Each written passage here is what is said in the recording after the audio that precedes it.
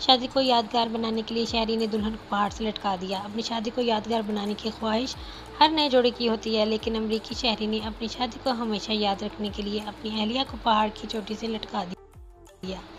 गैर मुल्की खबर रसा अदारे की रिपोर्ट के मुताबिक अमरीकी रियासत में एक नए शादीशुदा जोड़े ने अपनी शादी को यादगार बनाने के लिए ऐसी पुरखतर और दुश्वार गुजार जगह को शादी तस्वीर अक्स बंद वेडिंग फोटोग्राफी करवाने के लिए मुंतखब किया।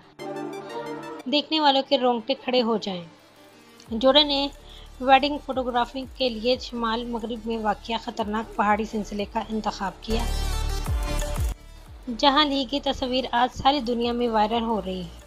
जोड़े ने इस काम के लिए मुल्क के बेहतरीन फोटोग्राफर का इंतखाब किया, जिसने तस्वीर लेते वक्त तमाम हिफाजती तदाबीर का ख्याल रखा और दुल्हा दुल्हन को तस्वीर लेने से कबल हिफाजती रस्सियों से बांध दिया ताकि किसी भी खौफनाक हादसे से बचा जा सके।